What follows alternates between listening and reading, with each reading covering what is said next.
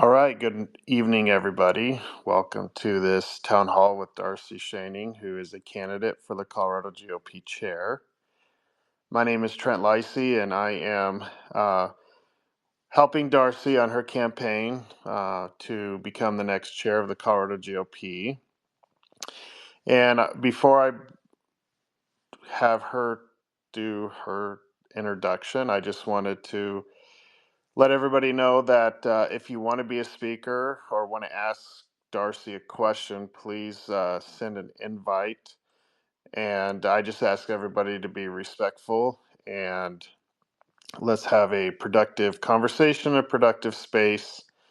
Um, and let's go ahead and get started. And I will turn it over to Darcy and let you get started from here. Thanks so much, Trent. Thanks for everyone on this call for giving up part of your Sunday to be here. For those of you who don't know, we're doing a lot of these little calls. Some of them are on town halls on Zoom, and then we've got these X spaces. So it's been really good. We've been able to have little groups on the calls and answer individual questions, not only about my candidacy, but about the Colorado GOP in general. So, and as always, if your questions aren't sufficiently answered on here, which is our goal, just give me a call or send me a text. I'm always around, and I want to hear your vision as well, because it isn't just about me. So, for anybody on this call who doesn't know, my name is Darcy Schoening, and I'm running for Colorado GOP Chair. I'm currently the Director of Special Initiatives for the Colorado GOP. So, I write policies for local school boards, city councils, county commissions, and I've been doing that for years to help protect them from Governor Polis and the overreach of the state government. So, I was also the chair of Moms for Liberty, and I really miss it. But the reason that I stepped away, I was co-chair with Christy Davis, is because I really wanted to amplify the work that I was doing on a state level. That's why I actually ended up going over to the Colorado GOP. Moms for Liberty prefers that you kind of work within your school district. So now there's a really cool partnership with Moms for Liberty, Christy Davis, and the Colorado GOP. It's never been like an official thing. It's just we have really been making major headway in education together. We've been able to get, I mean, dozens of school districts to opt out of the pronoun bill and to write the pronoun bill with, or the pronoun policy with parental consent at a minimum. So those are just some of the things I've been working on. I could go on and on about those things. I did lead the historic endorsement of President Trump by the Colorado GOP last year, which is something I'm really proud of. And I do advocate for primary neutrality. That said, President Trump was an anomaly. I do want to go into the primaries neutral with our Republican candidates. So I've been working on education heavily. And to that end, my team and I have formed Bob Build Our Benches, which is an initiative to build candidates at the local level that will run for school board and eventually other races, city council, county commission. We do have a candidate recruitment tool out right now to help bring in candidates early and often. So we have so far raised about $180,000 for those school board races in 2025. And the donor confidence that I've been able to build, because people have watched me over the years, they know that I get things done. When I went to run for office, all of the donors were really, really excited and asking, how they can get involved, because they're ready for a doer. They're ready for aggressive leadership. So we've been able to raise a significant amount, and that'll propel us into 2026 for the statewide elections. And we will take back more seats in 2026 and help flip Colorado, turn us back red again. So my one of my other major focuses is data and infrastructure. I led the candidate initiative in 2024 for the Colorado GOP, and it was really difficult to build from scratch. I had a lot of I felt bad a lot of the time because I really just tried to do the best that I could with what framework was there. But I quickly realized when I started reaching out to candidates and helping candidates and compiling even the list of the candidates that there was just no infrastructure. So, on day one of my administration, I really want to focus on building the infrastructure that we need for future generations of the Colorado GOP as well, so that we can be successful. We can't flip this state without on point data and processes that we can replicate year after year for success. So, those are just some of the things that I've been working on, and I didn't want to blab too long, especially since, like I said, we're kind of focusing on these smaller groups. So I'll pause for a second and let Trent take it and see what he wants to expand on, and then we'll do some questions. And I know there's some topics that some of you guys want to discuss tonight, so we'll just get to that. Absolutely. Thank you, Darcy, and thank you for your introduction here and your vision that you would love to lay out. And of course, it's not just about you, it's about the Republican Party and the Republican voters. And so, if you guys have any questions that you want to ask her, please send a request and I'll add you as a speaker so you can ask Darcy a question. But in the meantime, what I'd like to ask you is, we've have Republicans who, want to be Republican, but they don't want to be associated with the Republican Party for one reason or another. What would you do as chair to help bring and grow the party and bring those folks that, have left the party over the last few years because of their frustration with the direction of the party? Um, I kind of want to answer that in two parts. This is an important question. I think that no matter who's chair, there's a lot of rhetoric. There's a lot of rhetoric about people having left the party because they're frustrated with the party or they don't like the direction. Um that's kind of a really loaded question, because we see that in the Democrat Party, the Republican Party, in every county and every state across the country. So, like I've continued to stress, I don't want to look at this as like, okay, the Republican Party in Colorado is so bad that people just leave.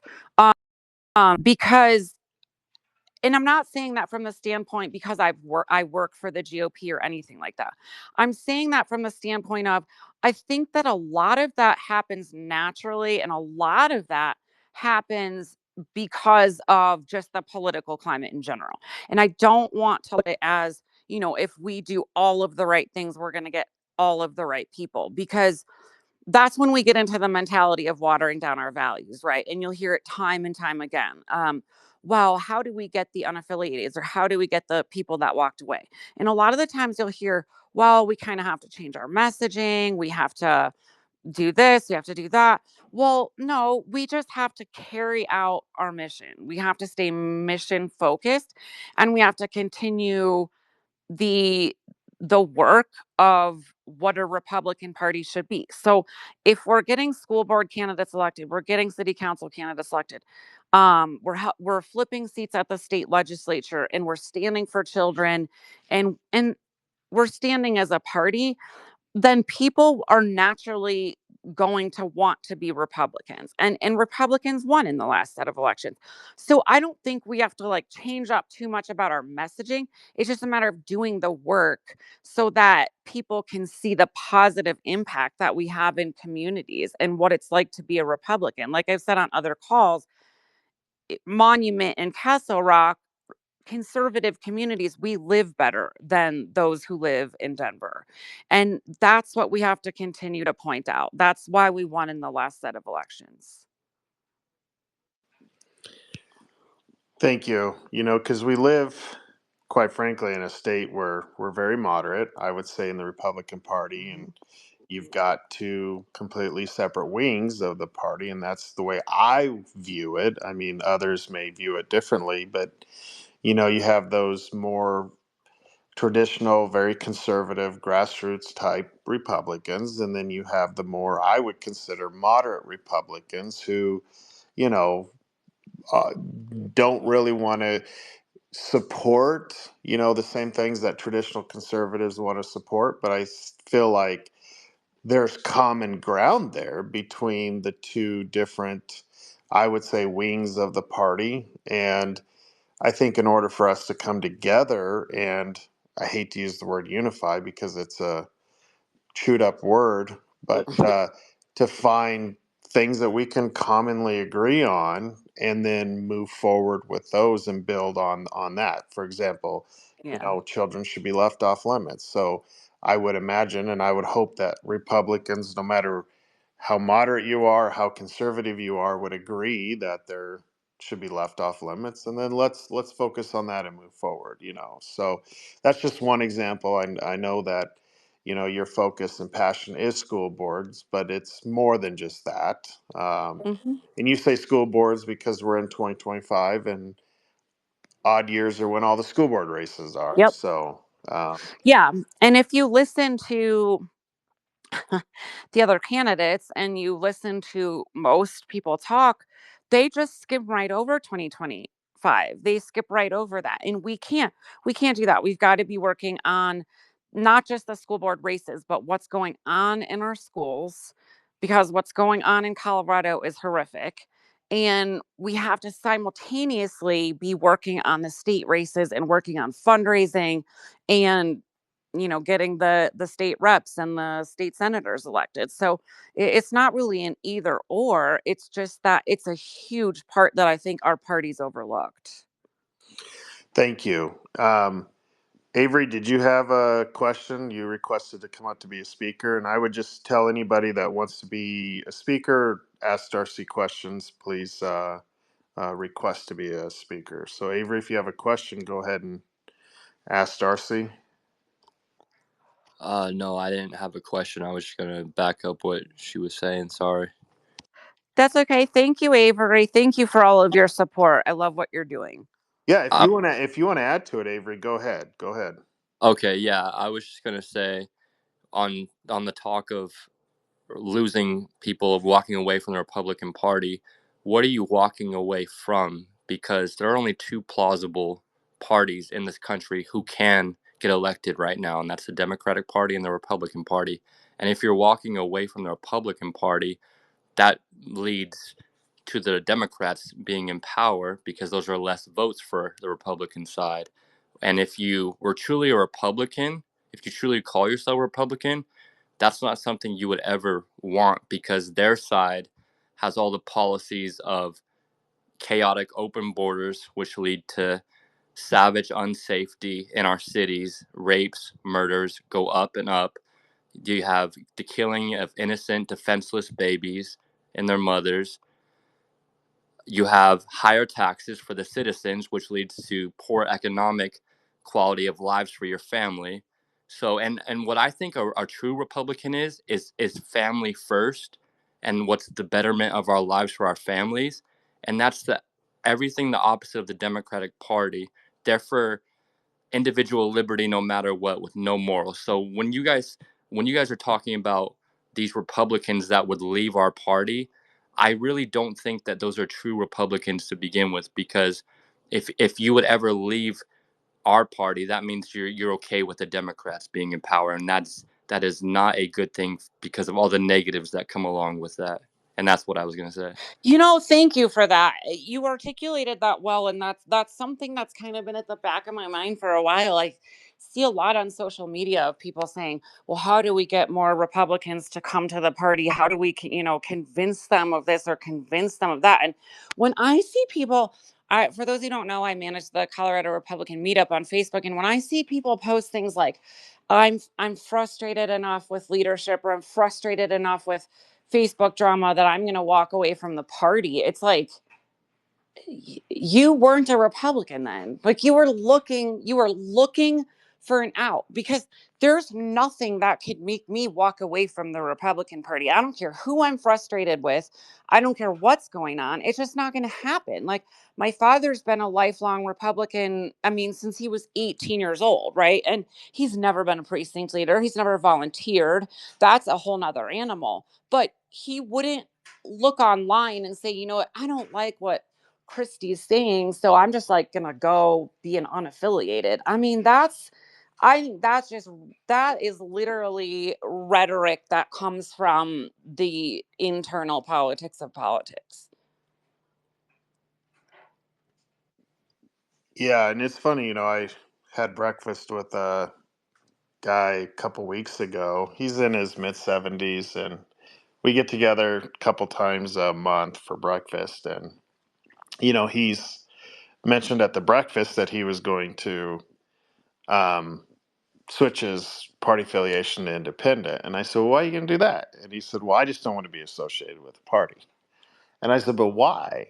And he says, well, I don't like all of the fighting. I don't like all the division. I don't like, you know, all of that stuff that's going on. And I said, but, we still have to. I said, are you still going to vote Republican? Yes. I said, well, then, just because you change your affiliation from Republican to independent doesn't change anything that's going on. The only way to change what's going on is to continue to be a Republican and continue to be involved and continue to, you know, show up to the county meetings and caucuses and, become delegate and, just going through that whole process. And so when, people say, that they're ready to just throw the towel in and walk away, it's like, but that's not how we make change. We don't make change by doing that. So, Yeah, exactly.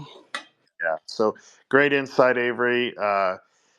If just to let everybody know who's on here again, that if you joined us, please send a request and invite if you want to. Um, if you want to be a speaker, there is a question. So there is a question here in the chat that I'll just get to real quick. I'm at a location I cannot speak. My question is, how can we message God, country, and family without insulting everyone in the darn culture? I think that's pretty easy.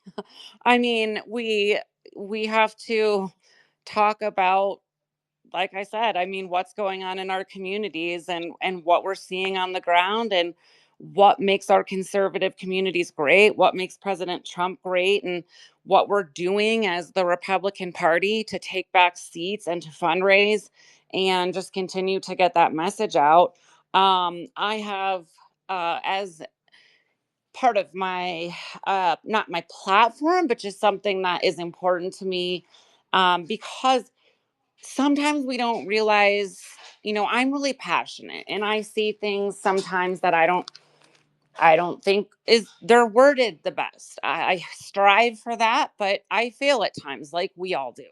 Doesn't whether we're talking about Facebook or in the media. And when you are the chair of the Colorado GOP, let me walk it back a second. Even as special director of special initiatives, my message went so much further and had so much more of an impact than it did as even when I was chair of Moms for Liberty, even way more impact than I was a Monument City Councilwoman. When you work for the GOP, the media runs with whatever you say and everybody's listening at all times. And so the chair of that organization, those words have such an impact, such a ripple across the state.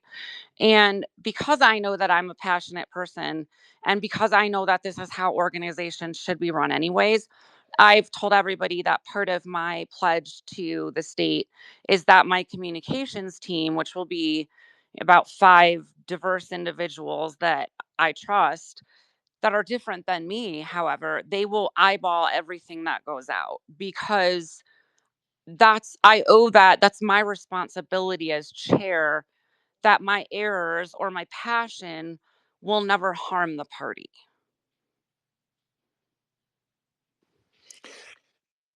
Yeah, that's great, Darcy. So when you look at like the last 2 years and um, when it came to communication from the state party to the Republicans in Colorado, what would you have done? What are some messaging that took place that could have been done differently and how would you re-message that moving forward?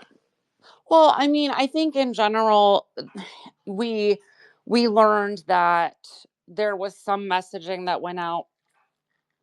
Sorry to take a drink. Some messaging that went out around trans individuals that could have perhaps, if it went through, say, a team of 5 people, could have been worded somewhat better. I'm not saying we should ever back down. Don't get me wrong. And I'm not saying that that messaging, let me be very clear, was uh offensive or hateful, and I'm mostly talking about mine. I'm not addressing any particular communication right now. I'm just talking broadly. um I don't want to ever be in a position where we're, like, using leftist terms and being careful not to offend anybody. Let's be very clear about that. But there were probably some communications I sent out and that we all sent out, that one word here or one word there or whatever just could have made the slightest difference and wouldn't have divided the party at times.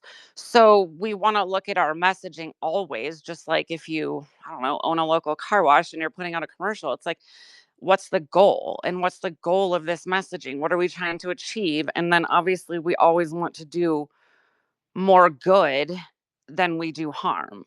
So like I said, some of those communications around the trans and the LGB perhaps would have been somewhat different if they would have gone through a communications team. That's good. There is a question here from Sarah um, in the chat. Excuse me. Uh, who are the 5? I'm assuming she's meaning, like, do you have 5 people identified? If that's not the correct, if correct me if I'm wrong, Sarah, but I'm assuming she means who are the 5 people, or have you identified 5 people? There's some people that I have in mind, but I'm not going to throw names out on a call right now, when I haven't gone through the entire process yet. So there are definitely people I trust. There's definitely people that are likely to be in that position. But I want to be very clear that, you know, that that's also something that we'll be having talks about. I'm not just going to come out and say, these are the 5 people that are now responsible for the communications across the state. That's not responsible either. I want to make sure that, the voting body is somewhat aware, and we'll talk to my major supporters and some of our major donors and all the stakeholders in this process. So it wouldn't be fair of me to throw out 5 names on this call, but thank you. I guess what you're merely saying, I guess, is that, when it comes to major communication out of the party, you're just not going to write it and send it. No. You want others to look at it who have all different trains of thoughts Yeah. on topics, that you just want to say, hey, what do you Yeah. think of this? And make sure that the message is clear, concise, and effective. Yeah, So, and to set up safeguards for myself, um, which I think people who are passionate and people who are leaders do. I want to make sure on day one that some of the individuals on the various teams that I'm assembling, that they don't resemble myself as much as, everybody around me. correct. Yeah, that's good.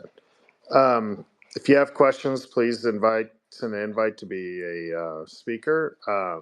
I don't want to be the one asking all the questions of Darcy, but one of the questions that has resonated and kind of gotten to become somewhat of a topic of discussion, heated on both sides here recently, is primary neutrality. And what do you see in terms of, under your leadership as the next chair, where we become as a party when it comes to primary neutrality? Yeah, sure. So, okay. I led the endorsement of President Trump. That was really important to me, as you guys know, because he went through so much in Colorado. They tried to keep him off the ballot. I mean, it was important as a party that we stand for President Trump. So that said, endorsing down ticket in the primaries has proven to not be an effective strategy. While the body approved that bylaw, it was definitely the greater body. It was not the SCC. Now, I don't know how the SCC is right now, especially after all the reorgs, but it definitely, I'm out there talking to people and I've seen the shockwaves through campaigns, like for the real implications for candidates and through campaigns, and the rift it caused through the party, through organizations, friendships with people. I mean, it was just, it did not go well. And so I think that the intentions were really good, but it wasn't perhaps done correctly, and it didn't, not that there's a correct way to do it. I no longer believe that there probably is. After everything that we've seen, it's just best to stay out of it. But what I can say is that, there's a lot of people that are saying, well, that's how we lose. If we don't endorse in the primaries, then we're going to continue to lose, and we really need that. Well, that's not necessarily true. It's just not.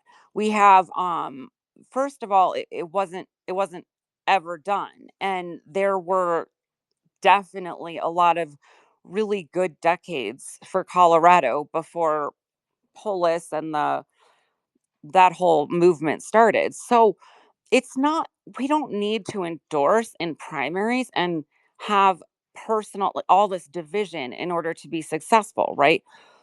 Our party loyalists and our voters are intelligent. That's why they're Republican.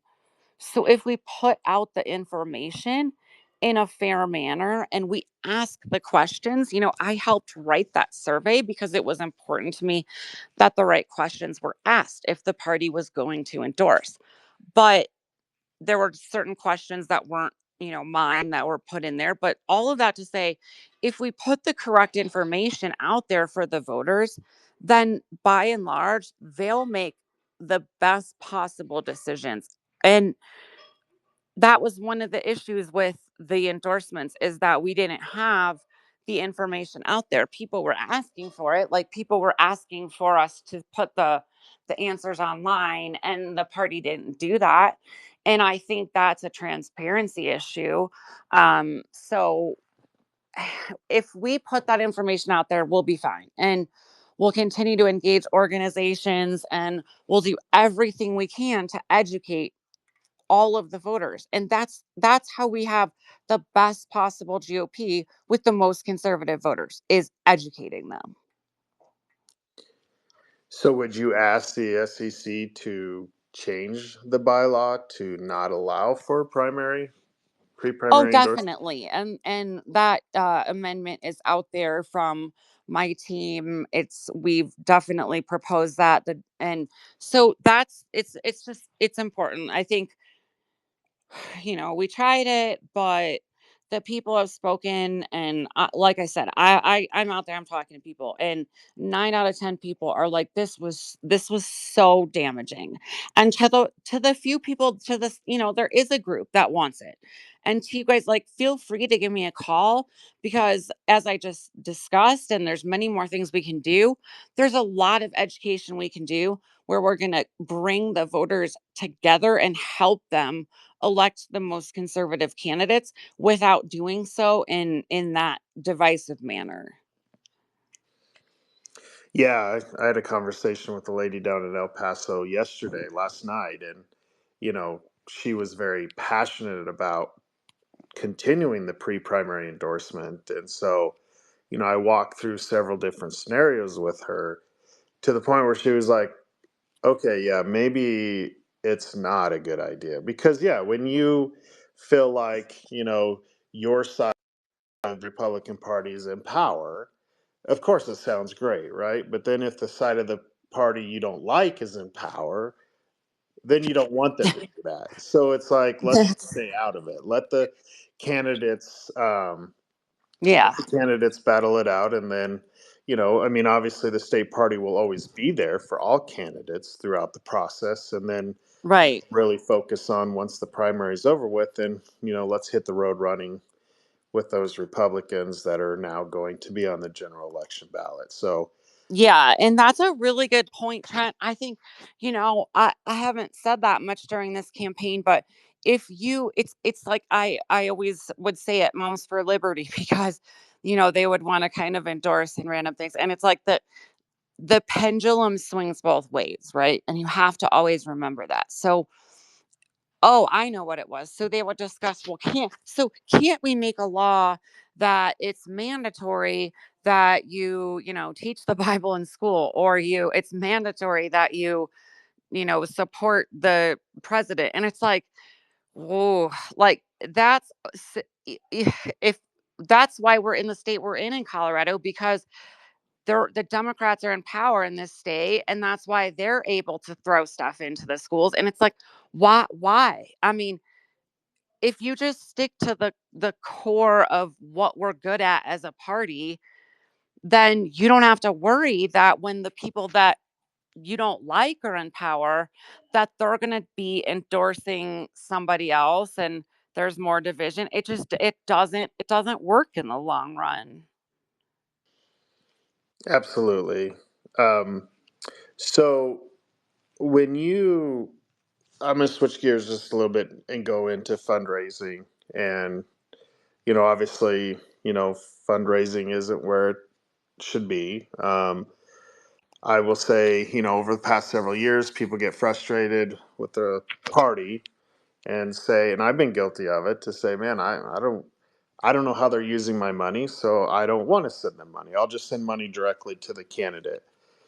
And President Trump was very successful on, you know, basically destroying the National Republican Party and rebuilding it. And he's rebuilt it to where, they're very successful today on the national level than they were years ago. And, and his whole point was donate to the candidate, because the candidate can use the money and it can do more with the money than what the party can do. And you know exactly what you're getting for the dollar you send to the candidate. So, as the next chair of the Colorado GOP, how do you send that message and that confidence to the donors to say, look, I know we can use your money in a very efficient manner to help flip seats in Colorado, to help keep seats in Colorado, and to work to chip at, hopefully one day turning this state back red. So, how do you build that donor confidence so that people can start really actively donating and participating that way in the party? Well, as I mentioned earlier, I'm already doing that. Because I've been active and delivering results, the donors do have confidence in me.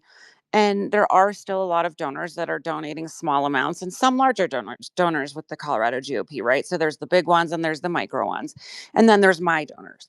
And so and some of them intersect. But they're already saying, okay, I've got confidence in this next round of school board elections. I have confidence in you and your team. Now, some of that is because, like I said, I've demonstrated that I deliver results, but some of it is because we are in the new Trump era, where there's a new sense of we're winning, we're turning things around. We did flip some seats this last cycle.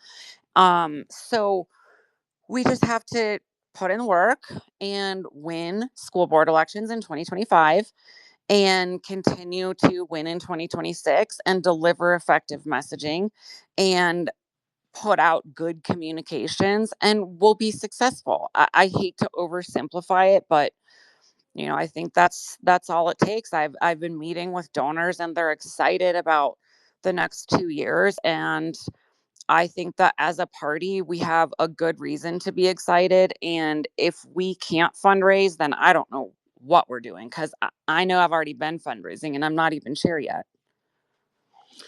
Yeah, which gets into your, Bob initiative, Builder Bench initiative, where, you've raised in roughly $180,000 in pledges to this initiative if elected as the next chair. And that in and of itself is something that you can use, and correct me if I'm wrong, as something to build that donor Yeah, confidence so that they can see, hey, uh, you know, you gave me money for this specific initiative, and this is how successful we were with that. Now let's talk about 2026 and what we need to do. exactly. That's what we're gonna do. So, and that's I hate to say that it's simple, but it is. I mean, it's just winning and delivering results, and donors are just like investors. They want to see that their money is going somewhere. So, we have to deliver those results and we have to get Republicans elected. All right, great. Um, Again, if you guys have any questions you want to ask Darcy, please send an invite to be a speaker and we can add you there. Uh, let's see, there is a question here, another question here for you in the chat. It says it's around election integrity. So, election integrity and machine and early voting. How are we going to get off of our? How are we going to get our elections back as long as we have the system of mailing? And let's see. And it's then the election is weeks long. That's a great question. Well, for me to answer that question right now, I think would be pretty premature. If we if you asked me this question last year, I could say all the things that would, hint that I had any control over that whatsoever as the Colorado GOP chair when I didn't, because they don't. The state is controlled by Democrats at the state level, as you know, every single office and the Senate and the House. So for me to say, well, we need to get better laws on the books or we need to blah, blah, blah would just be lying to you guys. I mean, that's why our elections are so compromised in Colorado. And that's why Tina Peters is sitting in a jail cell for the next 9 years. Well, she won't be. She's going to get out. But now my answer is that I don't know yet, but I know that President Trump is working on it. He, as you guys have seen, has said that there will be laws coming down about electronic voting, about mail in ballots. And so some of those will be federal laws. And I can't answer what those are going to look like yet, but I think he has put out some communications that tell us basically what he's looking to do. And so will the state of Colorado try to go against the president and the federal government? I don't know. I doubt it. I really don't think so, but luckily we have President Trump in office now and control of the House, Senate, and the Supreme Court. So it's not really for me as chair to prescribe what these things look like, but we'll be working with the Trump administration as quickly as possible to help implement these things. Yeah, I'll get to you a second, just a second there, Avery. But I just wanted to say on that. I mean, obviously, any liberal state's going to challenge any election law that comes Yeah. out of the federal government just because the constitution is clear in terms of who runs the elections in which is the states. I'm hoping he's successful in you know being able to craft policy and law around parameters that states are allowed Mhm. to do. But the thing really, when you talk about election integrity in Colorado, and you talk about going back to paper ballots, getting rid of the machines, you Yeah. know, 1 day voting, whatever it is, people are wanting out there, the biggest factor in order to make that change, one, you have to get Republicans elected statewide. Yep. And which is why it's important to have money, to have donations, to go out and recruit good candidates. And that's number two, is really finding good candidates. And here we are getting ready to go into in 26. All of our statewide races are up for grabs: governor, attorney general, secretary of state. And you know I'm shocked, and I don't know about you or anybody else on here, but I'm just surprised nobody has come out on the Republican side and said, hey, I want to run as Secretary of State, and here's what I want to do, and finding that candidate that supports that supports election integrity. Are you surprised nobody's come out and said, hey, I want to run? I mean, I'm surprised. I mean, yes and no. Well, okay. Uh, it's okay. So it's early 2025. So we're starting to hear of the governor's candidates. We're starting to hear of a couple candidates here and there. But I mean, even some of the school boards, the candidates haven't come out yet. So I'm not that surprised. I mean, this is typical. In the last cycle, we were looking for candidates everywhere at the last minute just to run for state house in certain areas. But I mean, that's why my team developed the candidate recruitment tool that we put out recently, where we're just throwing it out there. Hey, if you want to run for office, contact us. Like, we'll start connecting you with things, figuring out what you need, figuring out what your issues are. And I think, if I'm chair, that's just going to be amplified to a whole nother level. I mean, that's something that the Colorado GOP needs to be doing. We need to be recruiting candidates all over the place and saying, these are the offices that we have open. These are the offices that are really, really important, that we are like critical. We really need people, but we're not doing that. So I guess I'm not shocked that people aren't coming forward, because they don't really always know. And if they do want to get involved, they don't always know how. But we're going to make it easy for people. Well, and that's the sad thing is when you say we wait, we're recruiting these people at the last minute. We shouldn't be recruiting these people at the last minute. No. And I told people after, as soon as Trump won, in November, okay, guys, tomorrow you wake up and it's time to start finding candidates for the 26th election, because, they you can't just find a candidate, a month or two before caucus and say, hey, just go ahead and throw your name in. We don't know if you're going to win. We don't know if you have the tools. We don't know what you have, but just throw your name in because we need a body Yeah. in that seat, because we don't want the Democrat to run, Yeah. unopposed. So, it takes a very strong Republican Party um, to do that, and that has got to be an essential focus of the party moving forward. That we can't wait till the last minute to just drum up candidates. You've got to have a set team on the ground that can go out and go into certain parts of the state and start recruiting good candidates. So with that, I'm going to turn the next question over to Avery. He's had his hand up here, so I appreciate that. Go ahead, Avery.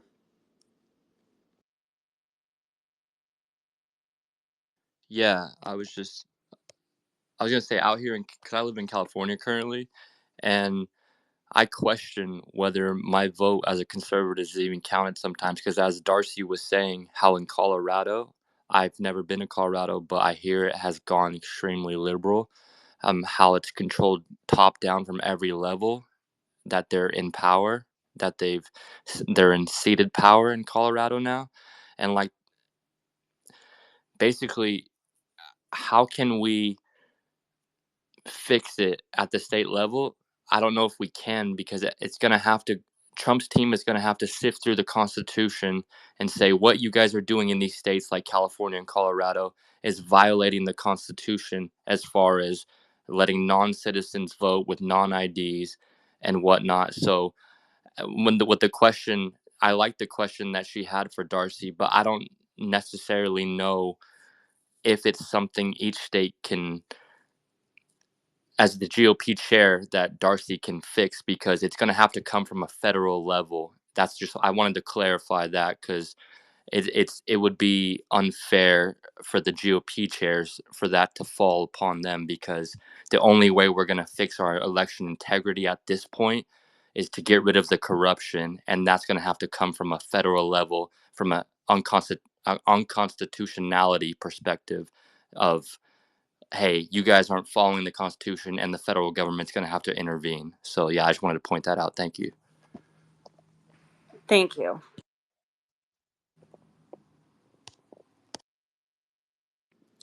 All right, Darcy. Okay, well, if anybody has any questions, please drop them in the chat. we got about another 15 minutes or so if you want to go that far, Darcy. But what are some things when you talk about infrastructure? And one of the things that is key, another key, I should say, to winning elections in Colorado is data. And as a PCP myself, the biggest thing I have been so frustrated with the Republican Party for years is that we just don't, at the PCP level, have the tools that we need to go walk our precinct, to know who our Republicans are, to know who maybe those people who are on the fence, or maybe ones who were Republicans but switched it to unaffiliated or independent. There's zero tools. And of course they can say, oh yeah, we've got all this stuff, but we don't. We don't have anything that is very easy for PCPs to grasp onto, very little training to say, here you go out and work your precinct. Because if we don't have that in place for them, we're never going to win elections. Right. And that's, I mean, that's a huge problem. Everybody should have access to everything that they need all the time. So all the lists, all the data, nobody should have to call like 4 different people. We have to have systems that have all the data we need, and a lot of them are out there. A lot of them have to be built around the state party itself. I'm not pretending to be a data expert or an IT expert, but luckily we know a lot of people who are, and we have to start taking those databases and building a bigger system that we communicate with the counties. And we have a GOP website where all their websites feed into ours, and if they want to use our template, then they can do that. I mean, when I when I go around and try to do certain things, listen, there's like over half the counties don't have websites. And there were candidates that were emailing and saying, I don't have the list of precinct leaders in my area. Where do I get that? Or like, who are my local elected officials? So all of these things should literally exist at the touch of a button. And that's going to be day one. We're going to have to start working on it. And by the time it's never going to be done. Let's say it's never going to be done, right? You have to keep building and building and building based upon the technology. Like we've got AI coming out. That's or not. It's out. Like people are using it to write entire speeches. So like that's a thing. All of these things are just moving pieces that we have to be working on it all the time with people who know what they're doing in that field for us to stay on top of this. So then what does that look like for you? I mean, yeah, okay, so there's counties that don't have websites. There's Mm-hmm. counties that, it's hard to get information out of because we don't know who the chair is, or if things have changed in those counties. And, it just seems like there's, to me, what I would consider simple by, okay, hey, state party, let's reach out to the counties. Let's just add them as a subpage to our website so that they have a website that they can manage, they can build. There is no centralized calendar where, people can't get, you don't know when the Lincoln Day dinners are across the state. And I like to attend, certain ones across the state. And I don't know, I have to call them and figure out when they are because, we don't have anything centralized. Well, For exactly. Sorry, did I cut you off? No, go ahead, go ahead. No, exactly. I mean, that's people all over the state want to know what's going on at all times, and we don't even have that. And what I want is for there to be a central GOP website. The whole thing needs to be redone and modernized. It needs a big, huge calendar. It means all kinds of stuff. I want the precinct leaders and the district captains to be able to go to it, to click on the right buttons to get their precinct leader list, their voter lists. It'll be password protected, but they should be able to have one page where they go for everything. All the counties feed into it. If they want to use our template, great. If they've got something else that they just love, then that'll connect to. But a lot of it's just like storage too. We want to keep this stuff like how many times have you heard a county say, well, we had a website, but somebody, Irna lost the password. So we have to have people that are helping manage this, but a central system that everybody is a part of, a network, if you will. And listen, if my team can like scrape the internet with a tool or a code or whatever it is that they wrote, and all the Lincoln Daytoners are feeding into my calendar, then imagine what a dedicated team for the Colorado GOP can be doing with the counties to maximize all of that data, whether it's calendars, elected official lists, whatever that may be. That's great. Yeah, because I mean and I've talked to counties throughout the state too, especially on the Eastern Plains, where they're more impacted on really having the necessary funds to be able to have their own website or to be able to perform meetings at the level that they want to be performed at. And growing up and knowing rural communities out in the Eastern Plains, it is a different world out there. And so I know that they would benefit greatly by having that ability to be tied as a sub page or whatever to the GOP state page, where they can have their own website and they can manage it and build it. So Yeah. data is obviously key to winning this, and being able to have stuff at the hands of the PCPs. I mean, that's what I'm most passionate about in all of this is, I've been handicapped for several years with trying to get data, trying to get approvals to even get some sort of data, or having to go to the Secretary of State myself and pay for data, or to my county to pay for data because, I just can't get it. Nope. Uh, No one's ever going to pay for data. That is just not a thing. That can't be a thing. That can't, I mean, it exists. So if you're a Republican candidate, like that is one thing that we as a party need to have as a resource that they don't pay for. Great. So I guess as we kind of come to the conclusion of this, and if you have any questions, please drop them in the chat, folks, or request to be a speaker. But, I, you know, uh, what I will say is, I mean, unity is a big thing, right? I mean, people talk about unity all day long. You see it on Facebook, you see everybody griping, and, I look at the Weld County situation up here. And that was a big focal point of the state. People across the state focusing in on what was going on in Weld County yesterday, which didn't need to get to the point that it got at. And that's not because I'm saying that from a pro Dave standpoint. I'm saying that from a logical standpoint, based on being a district captain and watching how this whole thing unfolded in Weld County. But you know, what do you say to people that may not necessarily agree with you? They may not necessarily want to support your vision as a Republican. What do you say to these people to that we can say, look, we may not always agree on everything, but if we don't come together as a party, we're never going to do anything that's going to propel the Republican Party in Colorado, because the Colorado Republican Party has been hijacked, in my opinion only.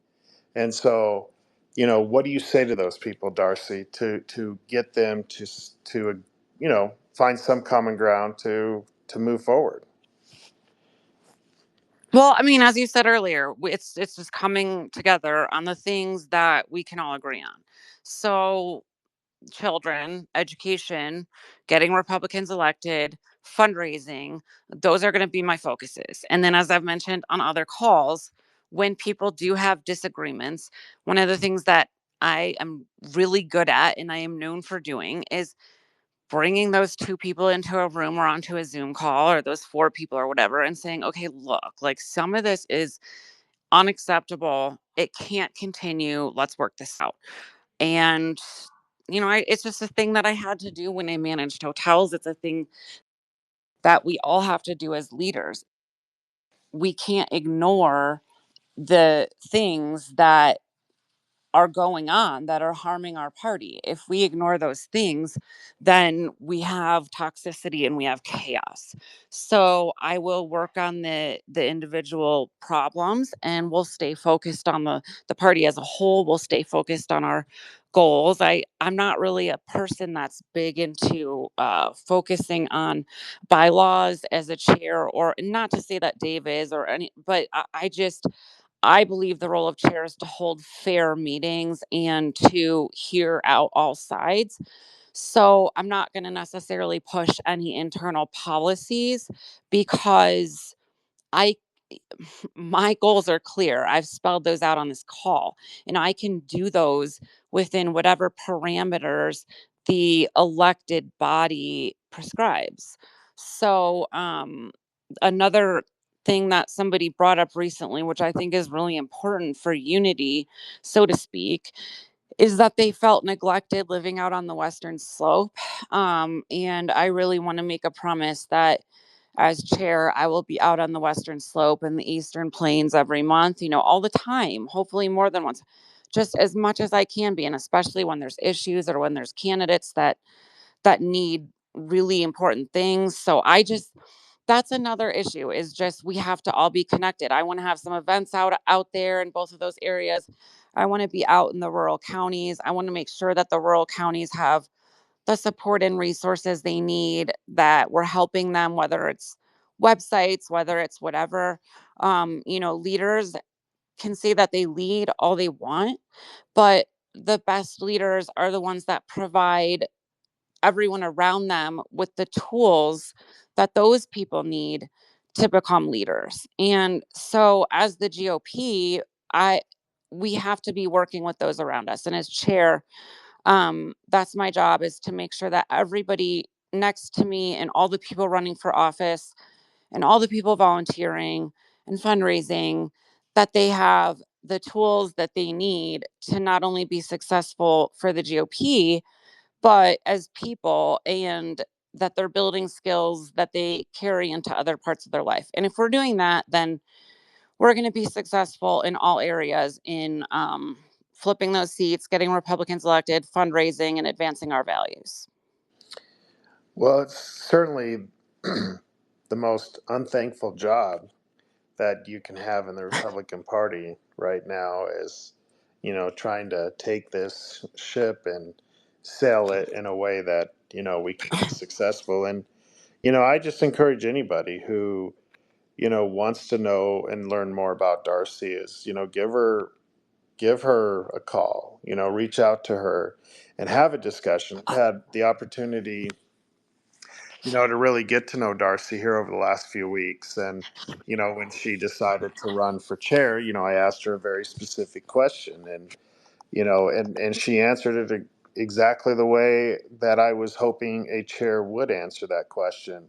And so, you know, one of the things that even yesterday that came up, and it's been coming up over the last couple weeks, is, and it's the hot button item, how are you different than Dave?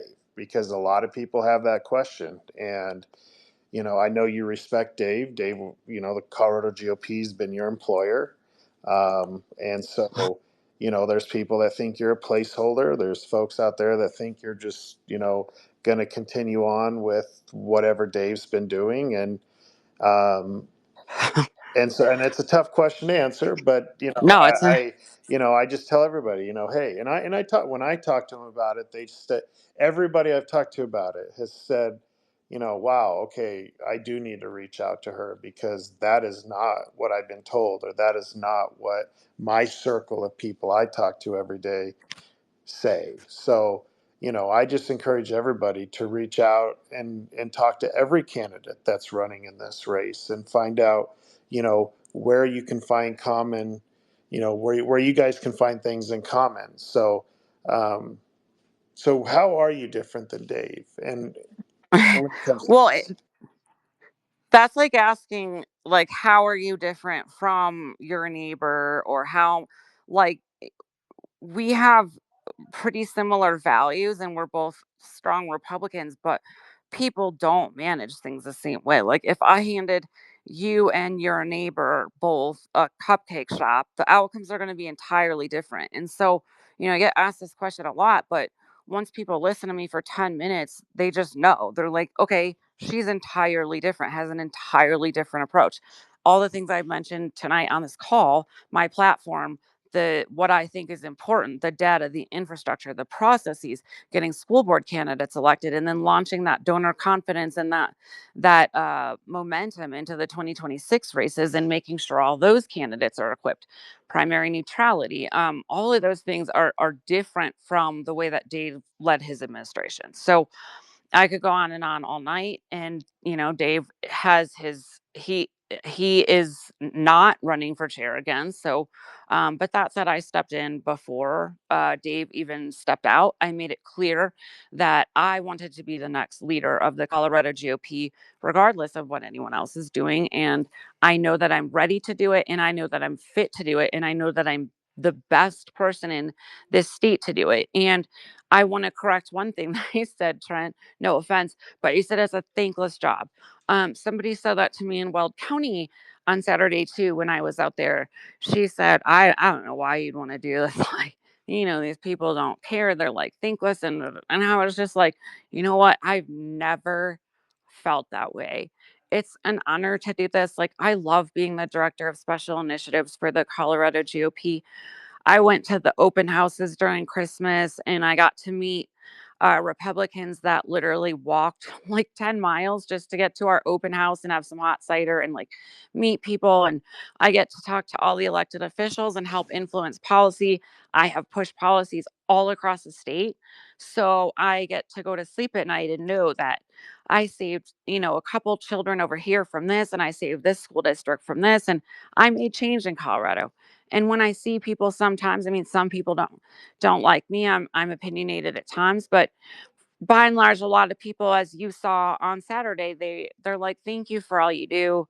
And they come up and they give me hugs, and I love the hugs. Like that's my thanks. I love that people appreciate, the hard work that I put in, and I love going to the Lincoln Day dinners and catching up with everybody, and I think it's like the best job ever. That's why I want to do it. I love what I do and I want to do more of it. Well, that's good. Thanks for correcting that for me. I mean, I do. I'm like with that lady who talked to you, I guess. I mean, I look at That's this and I'm most like, people. wow, like why would because I remember early on somebody approached me and I'm like to run for the county chair, and I'm like, why would I do that? Like that's just like I like what I do, and I feel like I'm more effective with what I do, but it's just like all you can do is have people angry at you all the time, no matter what you do. So, um, okay, we'll kind of wrap up here, unless Rocky Mountain, Foxy, there, if you have anything you want to ask Darcy. Otherwise, we'll kind of wrap up. But go ahead. Yeah, I know. I apologize. I wanted to be on earlier, but I couldn't. But I know obviously there's been questions about the Dave thing, and I look at it more 30,000 foot level. And I'm curious, Darcy, if you could speak to it. When you look back at the successes that the parties had over the last 2 years, when you look at some of the setbacks or challenges, it assuming that you win, and I certainly hope you do. I'm certainly supporting you. What lessons do you think we all can take away from the last 2 years of what have we done right, and what could we have done differently? I'm curious to get your thoughts on that. Um, there's a lot. I think that we did a lot of things right. We there were a lot of people knocking doors and making calls, and there were a lot of people whose heart they were fully invested. There were a lot of us that, cured ballots. And I think the endorsement of President Trump was one of the examples where we all came together as a party.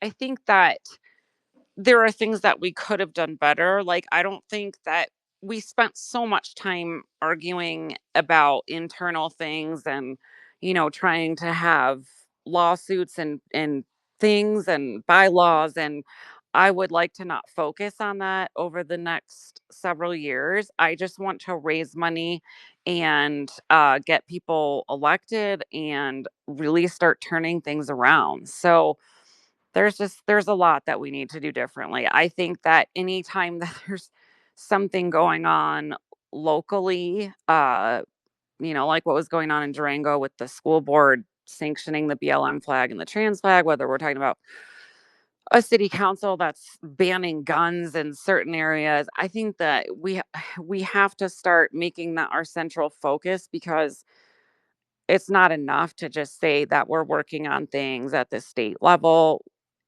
We have a network of 900 something thousand Republicans. It's like, if there's something crucial going on, I really want to be focused on that.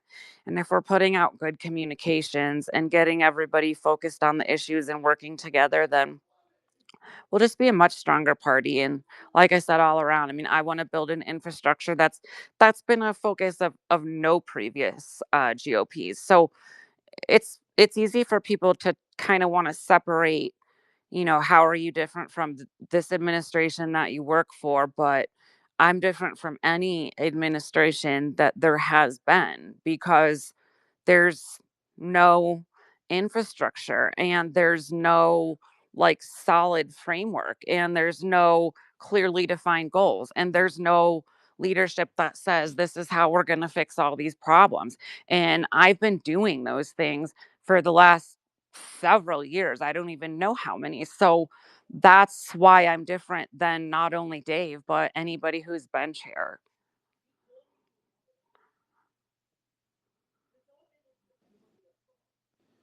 So Well, thank you that's for good. that. Yeah, thanks, Darcy, for that answer. Can the Colorado GOP get rid of daylight savings time? Oh Because my God, I'm so confused. today's been off. I was looking at the wrong clock. The only clock on my wall I forgot to change. And I was like, oh, I still have an hour. And then I looked and I was like, oh my gosh, this space starts in 10 minutes. Oh my So, gosh. No, yeah, that's a yeah.